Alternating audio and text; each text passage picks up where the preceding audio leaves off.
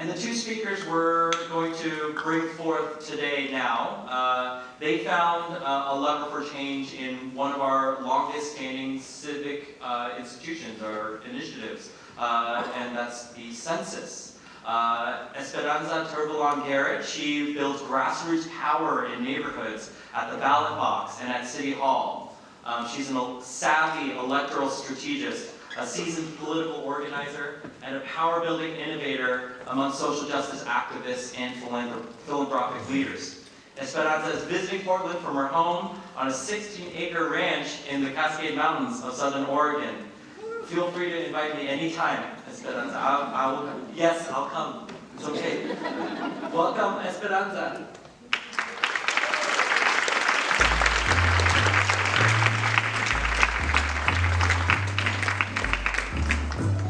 Our second panelist for today is Shana Radford. Shana Radford is of Cayuse and Nez Perce descent and is a citizen of the Confederated Umatilla Tribes.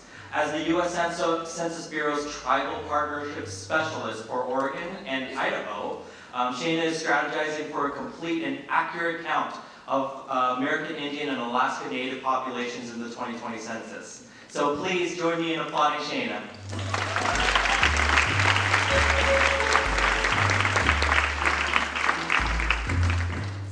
And facilitating this conversation, please welcome Jack Miller, a professor of political science, an author, and a podcast creator who strives to inspire civic engagement among his students, readers, listeners, and friends.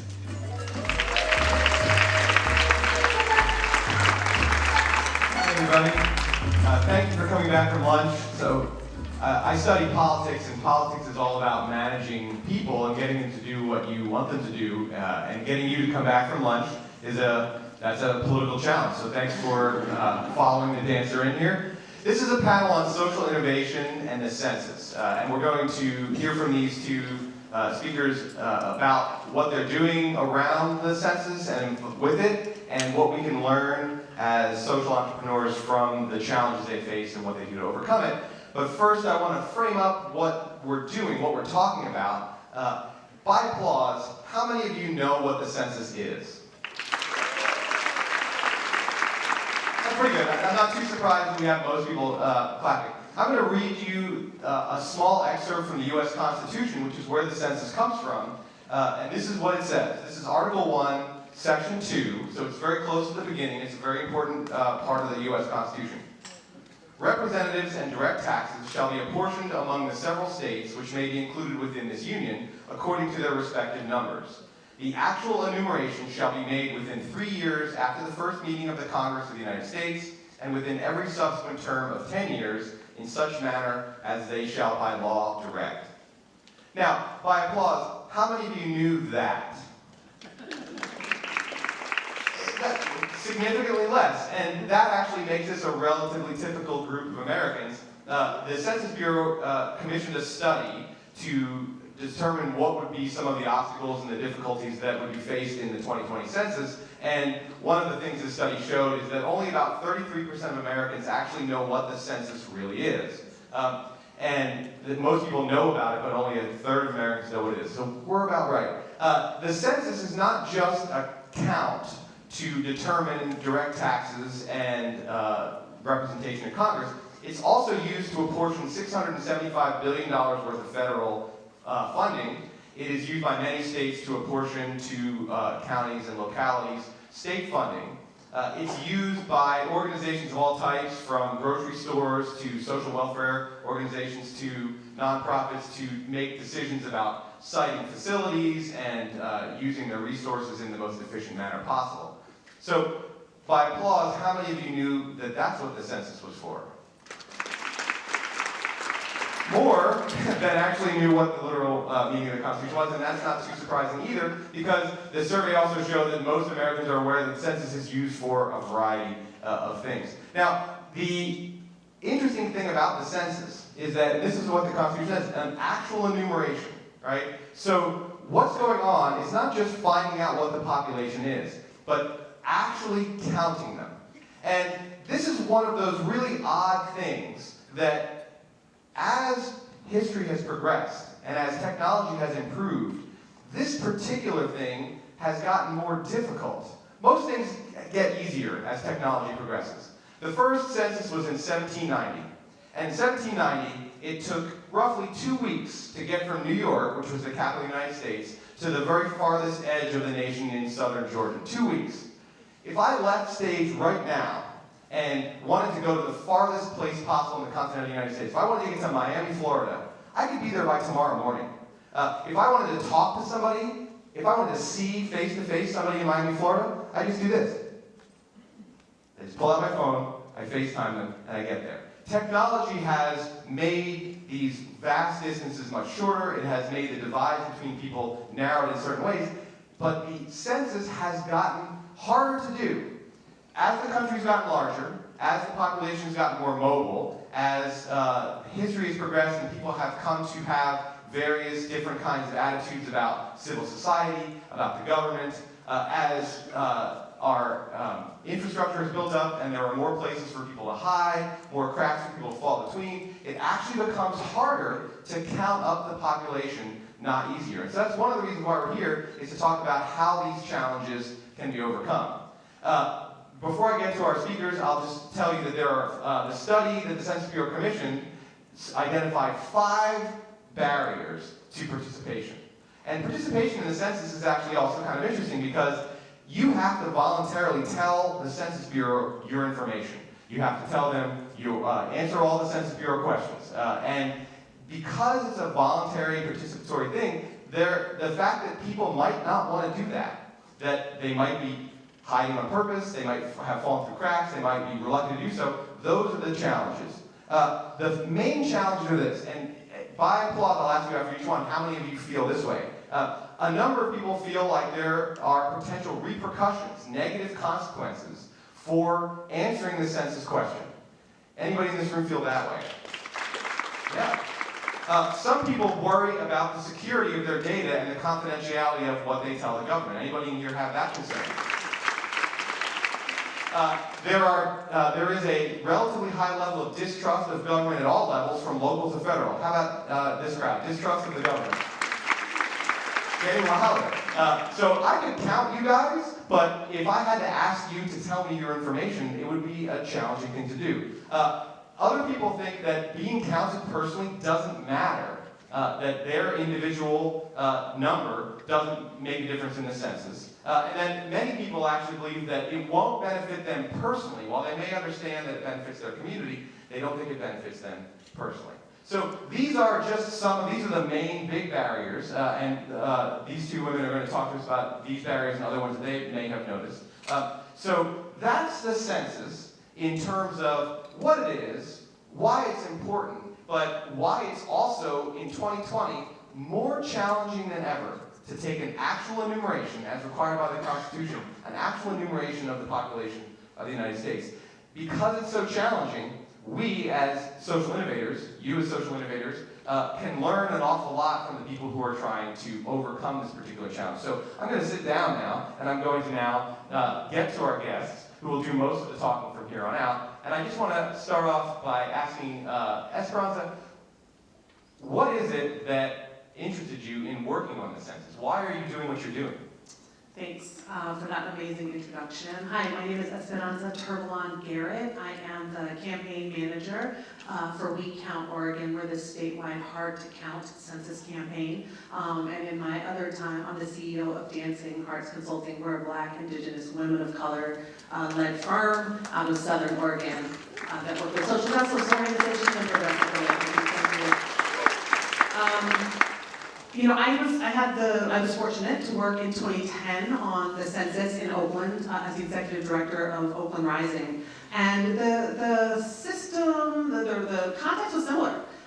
Where I was working, you know, I'm Black and from East and West Oakland. It was predominantly a Black city at the time, and Black, Latinx, and API folks living in the flatland or the poor area of Oakland weren't really responsive to the census takers who were coming into their neighborhood, get who get whatever gets.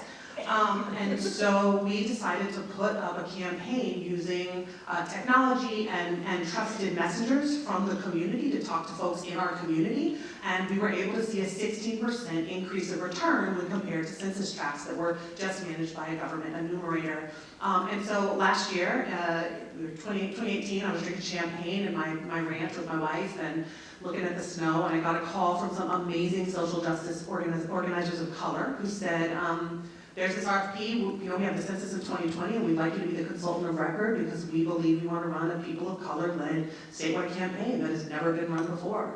And I said, hell yeah. It's like, I'm all in. And so for the last 12 months exactly, since we got the grant, we have been working like gangbusters to come together and figure out how to use those same tactics and strategies to have a multilingual, statewide campaign that's focused on people of color, led by people of color, to make sure that the heart and soul of this state is counted. So before we move on to Sheena and her work around the census, were you surprised in 2010 when you found out that a significant chunk of this population didn't want to be counted, or did that not take you by surprise? No, I come from a black community that was poor and working class and middle class, a lot of union households, and the relationship between people of color and the government have been strained for generations. And I think that this particular political context is making it, I think everybody's eyes are open to the strained relationships that many of us are experiencing, some for the first time, many of us are just like, welcome to the party. But there is this dynamic right now that exists that is creating a new kind of fear. I've never actually seen fear like this. And I am a movement person. I was raised, my parents were a part of the social justice movement. I'm a second generation movement person. My son hopefully will continue the tradition. But I actually think that the call to make us fearful, or the hope that we'll be afraid, should be emboldening us to be in our power. And to say, you don't want us to be counted? Well, what happens if we show? What happens if we actually take this back and get counted? And so I understand the fear and the trepidation. It's always been true for communities of color. It's certainly heightened for immigrants. But even citizens like me are concerned about, or were concerned about this question around the citizenship question, just for how that data will be used. So, I'm not surprised. The world's crazy. Like, it's real wild. I don't know how many of you watched that State of the Union, but I was like, oh, let's go to Nevada and help get on the vote. Because it's real wild out here. And I think that the census is going to be one of those places where we get to decide. We get to decide how we want to show up and push back on this particular moment in history. Okay, thank you. The census is always challenging, and it's always high stakes, but this particular one does seem even more so. But you weren't surprised in 2010, and you're not surprised now that there's fear and distrust. I was a little surprised at how many people in this room clapped about the various barriers. To me, this would have seemed like a group of people who come out to a social innovation summit don't seem like the kind of people. That surprised me. Okay, go ahead. I was just going to say, no, I think that people are feeling this political moment. We are in a very unique moment in time, and I've been doing democracy work for 20 years, and I just want to share with you that, it's never been scarier in my lifetime, and I still believe that American democracy can work. I think we can get this right. We need the right people, listen. And we need a lot of different changes, but we have these opportunities to participate in democracy and make it really for the people, by the people. And I spent 20 years learning the rules so I can break them. And so we are running this campaign and there's a process to this, and being innovative, being smart, using technology, kind of staying one step ahead of the government, sorry. We already saw about pirates and hermits earlier today, so it's totally legitimate. Okay, staying one step ahead is really a part of how we keep things fresh. Great. Okay, now from a different but similar perspective, Sheena, what got you drawn to work on and around the census? Hello everybody, Tasla. When I was Shana Radford, I'm introduced on Nez and Cayuse, and I grew up in Oregon. I actually grew up at Warm Springs and Utah reservations, and I'm a Oregon State alumna, so. All right. So what got me into this work is really being from the communities and understanding that we've been historically undercounted for many, many years. So Jack was saying 1790 was the first census. That wasn't true for us as tribal people. We didn't get to participate really into the census until 1860. We weren't counted. And that was really only civilized Indians, or Indians who were paying taxes. Those were the ones who were counted. And essentially it wasn't until 1960 that we actually had the first opportunity to self-respond. In 1980 was the first time that we had tribal consultations with tribal governments, our sovereign tribal nations. It wasn't until 2010 that we actually created this position, tribes, through tribal consultation, through tribal leadership, demanding with the Census Bureau, saying we need a tribal partnership specialist to work directly with our tribes from tribal communities. So I think it's important to, just why am I sitting here? I mean, this is exactly an issue, right? Like, why would we have a tribal partnership specialist sitting here? We know that we're undercounting tribal people. So I'm here because I'm here for my people. I'm here to do my best to make sure we have 100% count, accurate count, for our future generations, for our communities.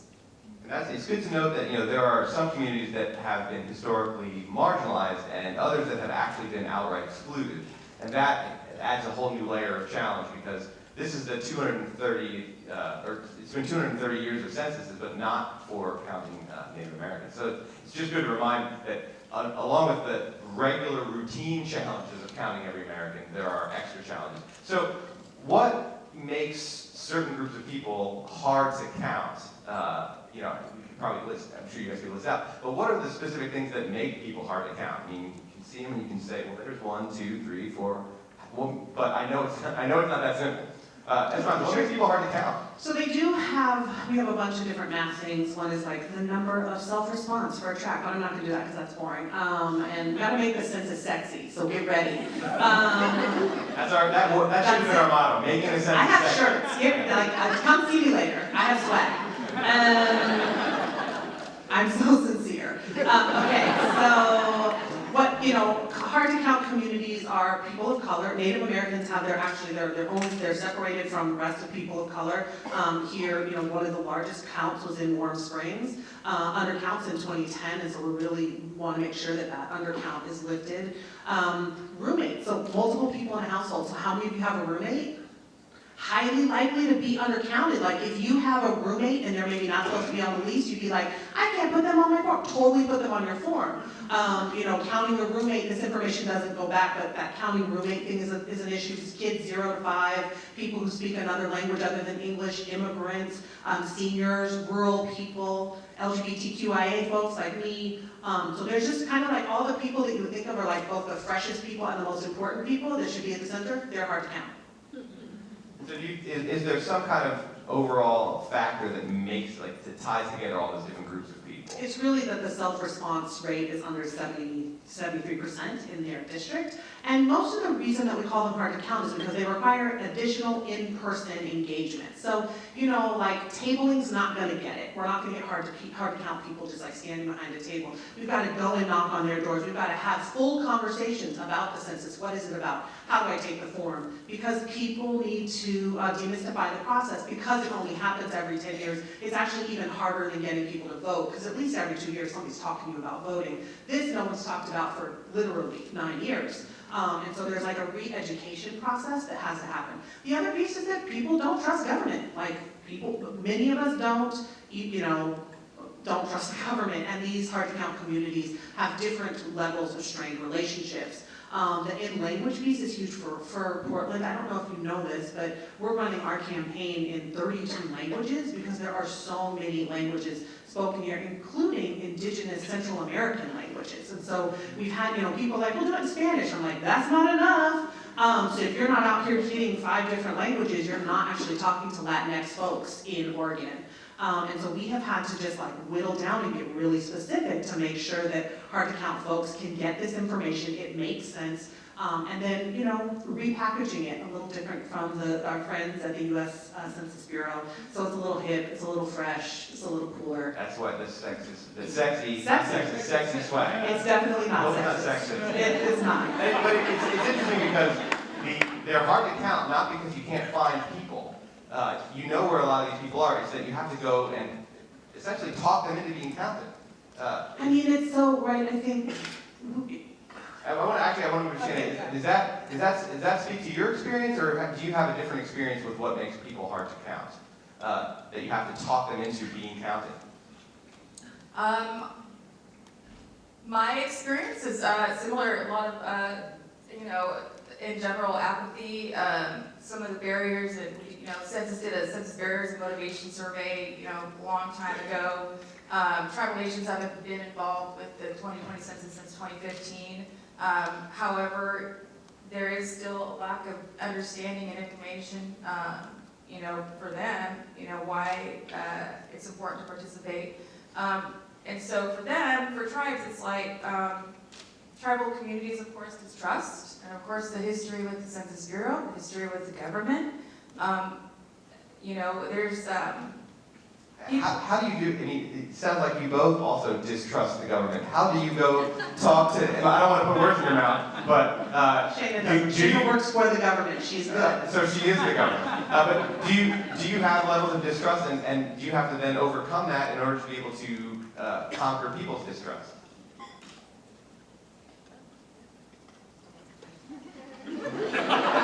They don't trust you guys enough to hear what they're saying. I'm just not trying to put my sis on the spot with her job. Like, No, my job is to put you on the spot. I know. Right. Okay, right. You can say no comment. So I guess I want to use the word distrust. I would say that I'm working to build trust internally as a tribal person.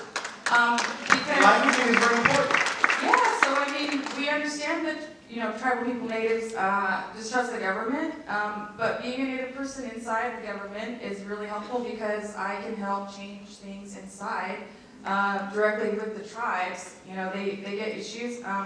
It's so good to have a tribal person in this role. So I wouldn't say distrust. I would say I'm working to build more trust and educating and informing my own colleagues, on why tribal people need to be counted. Because I think it sounds like one of the things we can learn from this is that when you're a liaison, right, you come from that community, but you actually are part of the government. So there's that nexus that's created that helps you then also be sensitive to things like, I don't want to use the word distrust because I'm building trust. We can all learn from that because that's not something that I would worry about saying the word distrust. What about you, Esperanza? You're not a government So I representative. definitely don't work for the government. Do you have a level of distrust that you have to overcome personally to then go talk to people about, or how do you manage that? So I actually am not kidding when I say that I love democracy. I've literally spent 20 years of my life learning the government system of democracy with high hopes for fixing it. For fixing a system that was certainly not built for me as a Black queer woman, fixing a system that has been racist and terrible for generations and years to many people. And I think that every time we have an issue like this, a democracy or a vote, we actually have an opportunity to see how we can be subversive within that process.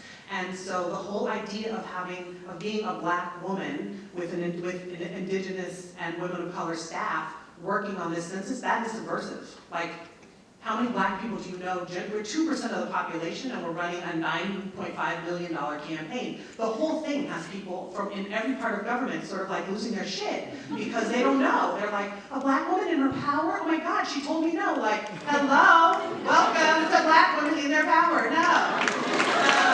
This is an opportunity for not only for the community to count, but for you to demonstrate something to the world that this can be done. We have decided that our campaign is teaching people on every level. So our campaign isn't just trying to get the word out, we're training people. We want people to walk away from this process with skills to organize in your own community long after this is over. We want folks to walk away knowing how to talk to community members using the best technology, auto dialers, handheld devices, how to use digital strategies. We're training, literally, we have 188 people across the state working on this campaign, and we're paying them $17 an hour with an increase of $1 for every additional language you speak. Like, what would normally be sort of a negative in other jobs is a total positive here. You're a person of color, that's a +1 on our scoring. And so we're turning the idea of what a campaign is, what a government looks like, how these processes are run on their head. We're undoing white supremacy. We're intentional about the language we use. We don't shy away from telling people the census is racist. It's been racist. It's still racist.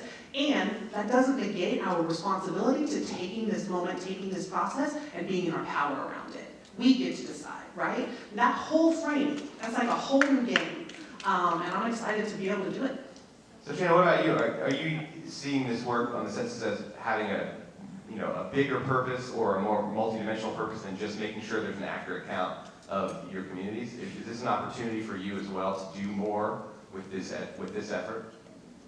Of course, I think every opportunity that you can, working as a public servant, serving your people, that's a great opportunity to talk about political representation, apportionment. Tribes are sovereign nations. They also participate in politics. They're very economically powerful. Tribes are very engaged, and I would say, I think it's not just about the census, it's about long-term, it's about the long game, right? So I think what I was always taught growing up as a servant, as somebody who has always served, in different roles in my community, I look at it as another role to serve my people, whether it be temporarily or long-term. Whatever I learn from this position or whatever I'm learning, I'll always be able to bring that back to my people. So can you give me an example of something that you've learned? Just one concrete example, and I'll ask you as well, Esperanza. One thing you've learned, and you can say more than one, of course, but that you've learned either personally or professionally or politically from your effort to make sure that this population is counted accurately. So I think the main thing that I've learned really is how difficult it is. I think it's real. I think I have. Did that surprise you? Did you think it was going to be easier? Yes. I think, look, I'm one person and I have a deep competency in my field, and that's great. I'm one person that covers 2 states. However, I can't be everywhere and do everything. I have credibility in my community and trust already, and so I think that's helpful. And just being honest as well, we talk about real stuff and we hear all the concerns out. Yeah, I work for the government and everyone's like, sorry, and I'm like, it's all good, man, because I get it, and I have to face tribal leaders, all the time. I just came from Nez Perce country, and I just came from Umatilla, so I'm really sorry if I'm a little bit quiet, so Esperanza can take over and be awesome like she is. But yeah, I think I really like empowering other colleagues, even from the Census Bureau, because whether it be from the nonprofit side or from the state, I think there's always ways to maneuver and strategically support our tribal communities, not just from the Census Bureau side, but using other partners who can actually talk about things that we can't necessarily talk about. And so I think the biggest thing that's been eye-opening is the internal dynamics, the internal, I would say, it's just a major operation, it's a major campaign. And so I think understanding tribes and then, understanding the Census Bureau's operations and trying to connect that, and it's been very difficult as a tribal person to work with folks who really don't understand tribes, I guess. And I think that's been mostly part of my job as well. So we always have to come in and, educate. And so that's an extra layer that I have to do, as well as educating my own people. So, I would say. Have you found that within the Census Bureau that you need to do some educating there to explain or demonstrate that there are some serious challenges that they need to take seriously, or is the education mostly out in the field of trying to convince people that they should self-report? And if you have had to do some education at the Census Bureau, maybe you could, maybe you're uncomfortable giving us some examples, but Esperanza, have you? Have I had to educate the Census Bureau? Yeah. Oh, man. Okay, so I'll take that as the answer. How? Yeah, I actually want to take a second to just appreciate Sheena and get y'all to appreciate Sheena. She's a really tough job. There are 9 amazing tribes in the state of Oregon. They're very different people, and they want very different things. And so she's done a great job showing up for tribes and really educating all of us, including me and other folks who don't know about Native tradition, Native governments. So I'd love you to give it up for Sheena.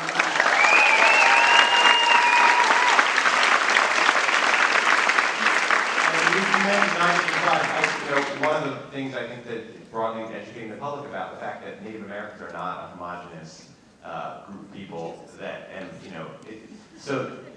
and this idea that like they're living on, there's like 3 different tribes living on, like reservations are not like one monolith. So anyways, I've learned a lot, and I want to appreciate you for bringing that up. And then, urban Indians also. There's just been a lot of learning. And, this is the land where the most native people were resettled. So like, there's a lot of hurt and trauma on this land and with these folks about having their shit stolen. With full right, they should be mad about their land being stolen. And their governments, being sovereign governments, then having to deal with the United States. It's just definitely tricky. So I want to give it up for Sheena for that work. So I want to get back to the question. Yeah, sure. What's at least one thing you've learned from doing this work that you'll carry forward in the future? What do you think? I think that what I've learned about Oregon is that particularly our focus on people of color, LGBTQ folks, just hard to count, students, really low-income folks, which is most of Oregon, we're keeping it above 50, working class folks, migrants, is that the story of Oregon as being this white progressive bastion is just a lie. Like, that shit is not true.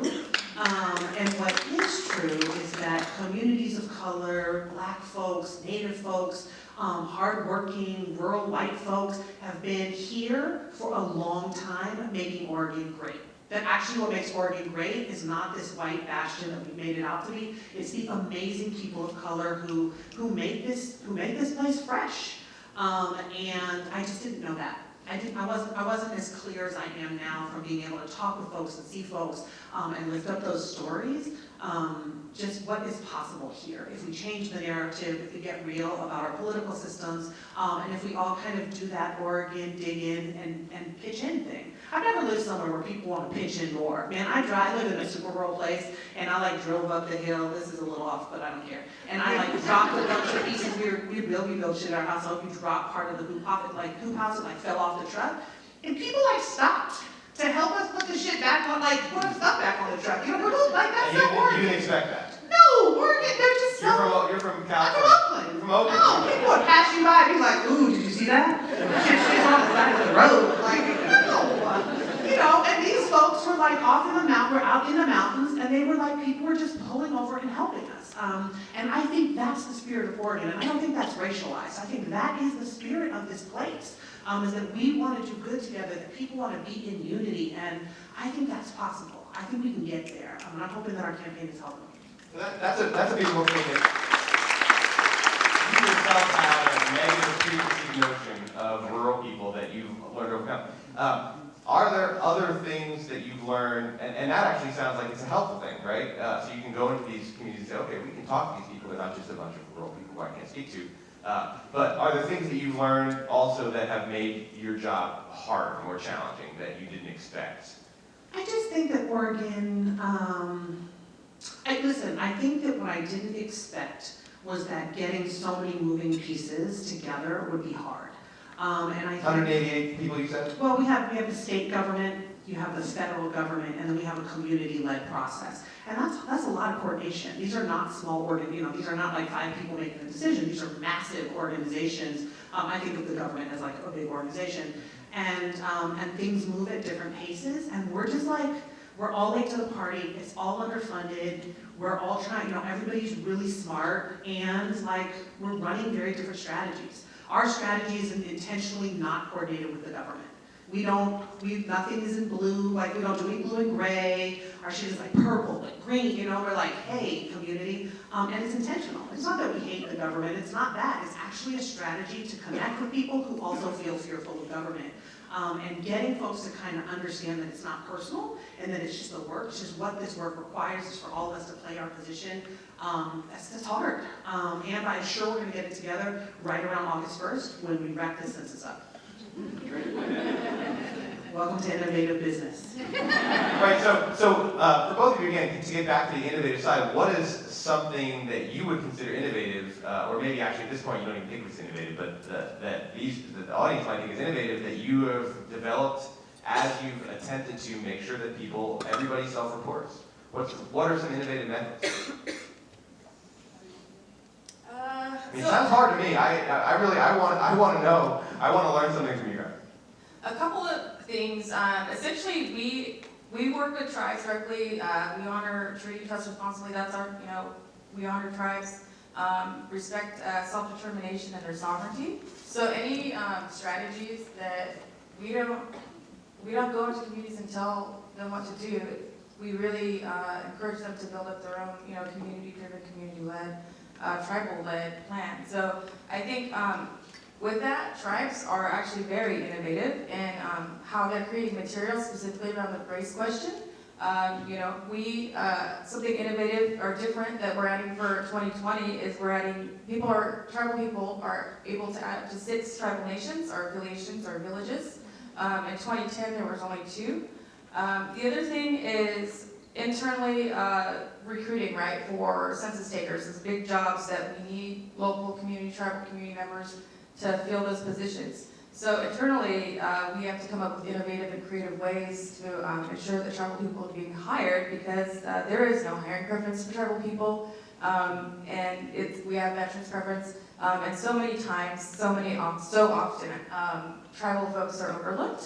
So we find creative ways to make sure tribal people are hired, and it's been really successful. I would say the other thing is, I think that, just that in general technology, utilizing technology today, tribes do utilize technology, of course. There are barriers around internet access, but they have come up with really creative ways, to encourage their folks to participate. One thing that we just recently created was around foster children.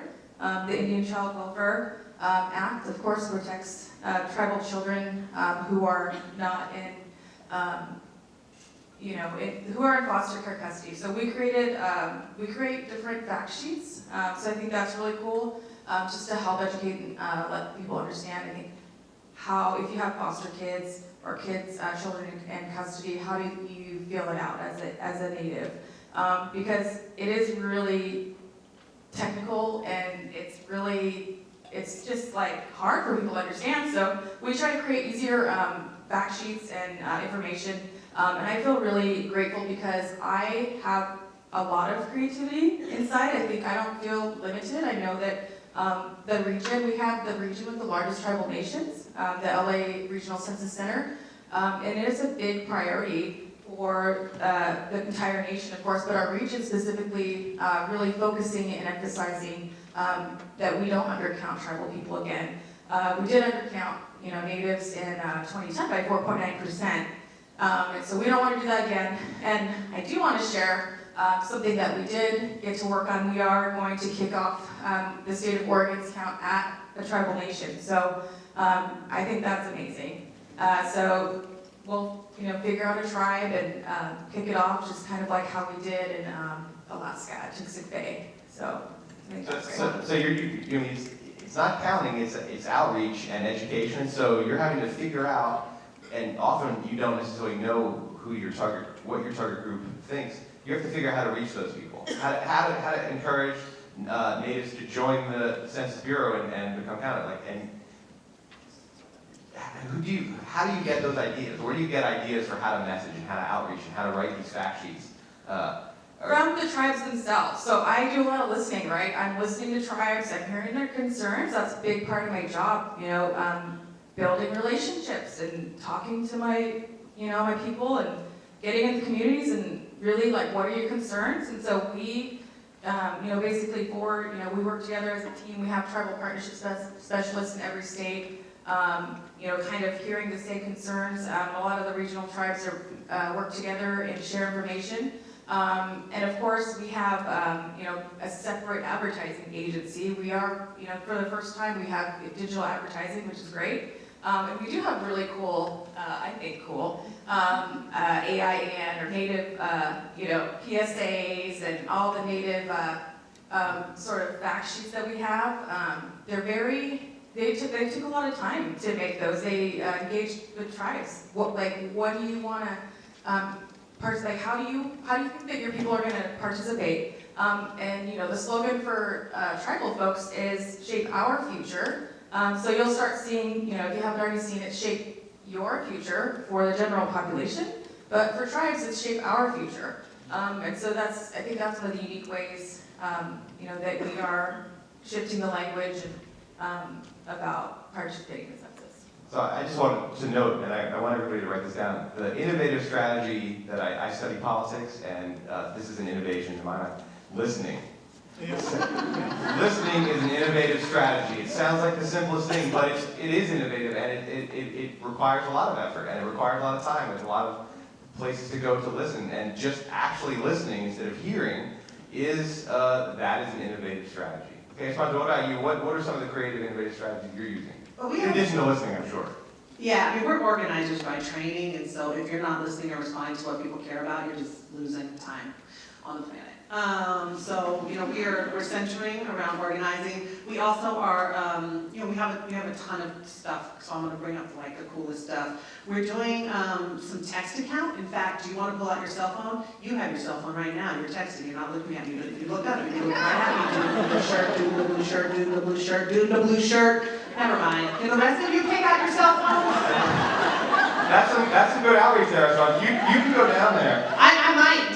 I just might. Pull out your cell phone, put it high in the air, open it up, go ahead and text the word Oregon to 33339.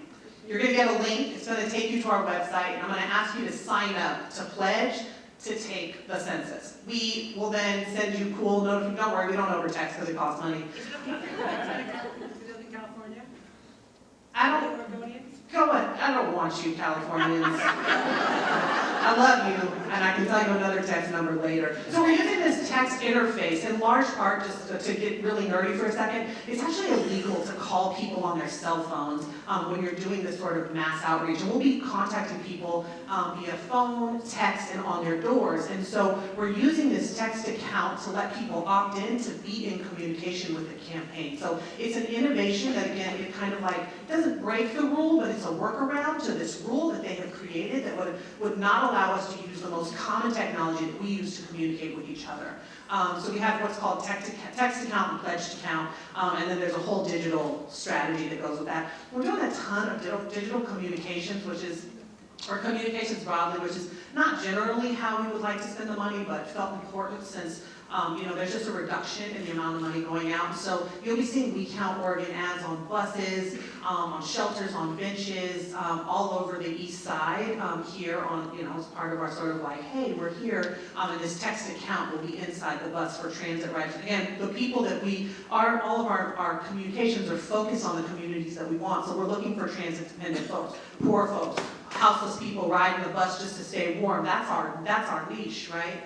And we'll have those, all over. We have big billboards out in rural places like where I live.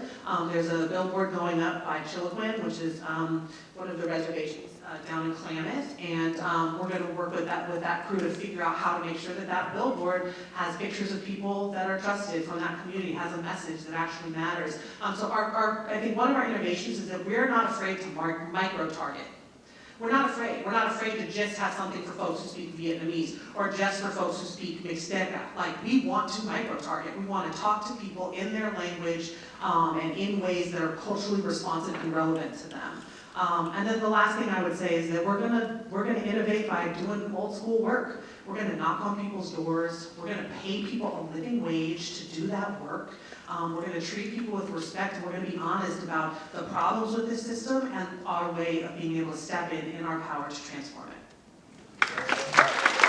Okay, sometimes innovation is getting back to the old school things. Listening, knocking on doors, going into communities, and finding out what matters to them and what the people who are there look like. And I think that one of the sources of distrust in government is that governments often, they either do this or they give the impression of coming in and telling people how to do things. But you guys are fighting the power by going in and actually listening and finding that stuff out. I do want to note the rule you're talking about, and this is where some things can be both good and bad at the same time. There's a federal law that prevents call centers from automating phone calls to cell phones. You can still automate phone calls to landlines because I don't even know that anybody has those anymore. I have a rural people have landlines. But so call centers, federal law allows call centers to auto dial to landlines, but not to cell phones, and that generally protects people with cell phones from having all these robocalls. And you can get lists and call, but you have to have a person punching those numbers. And what is generally good for our privacy is challenging for the effort that you guys are getting involved, because you have to get around that problem. Listen, I think that we have some American cultural questions about religion and politics that we actually have to just break away. And this idea that your vote or your politics are personal and individual that's untrue. It's actually a lie. Your politics impact my politics. And if your politics are racist and sexist and homophobic, that's impacting my ability to live my life.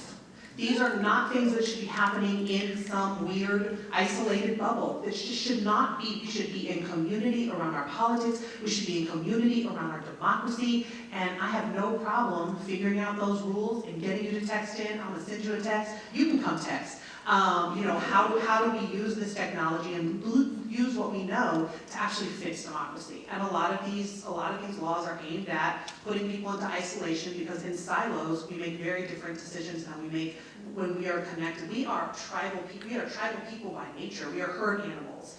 And so this whole idea, this sort of mirroring of capitalism, that somehow it should be independent and individual, is contrary to who we are as a species.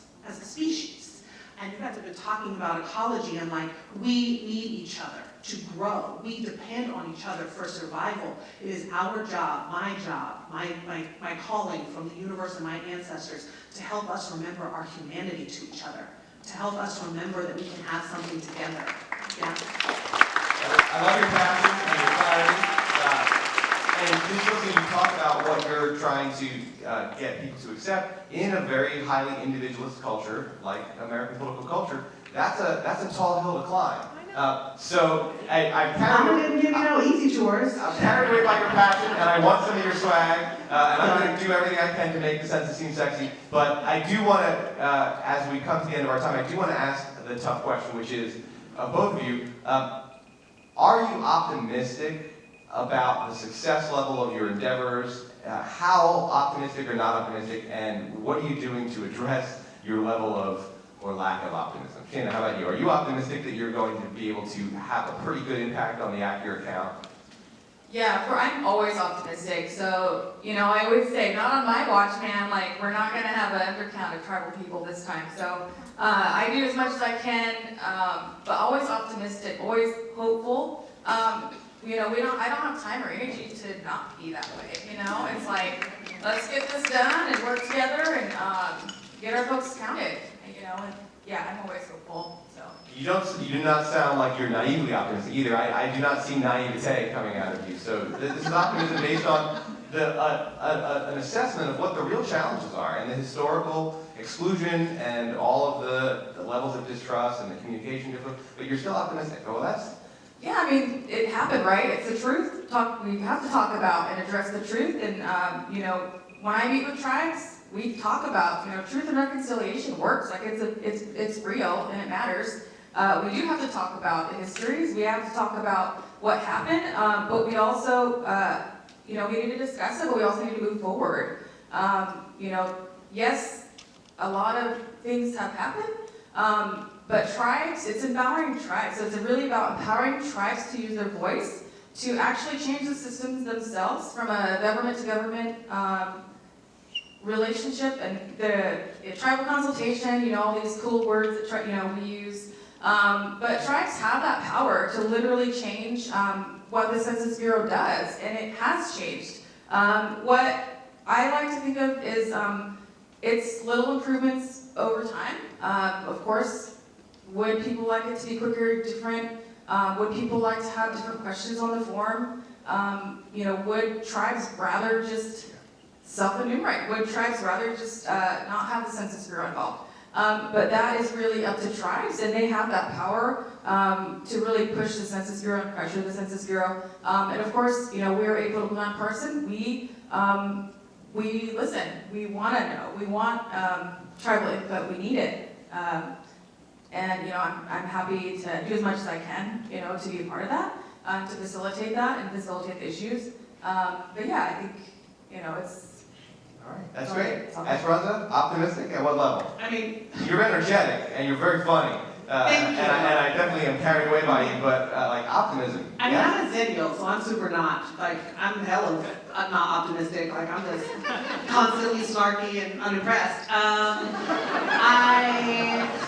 This is actually just my personality. I'm trying to be funny. Watch me later. Listen, we are not playing a short game. This campaign isn't playing the short game.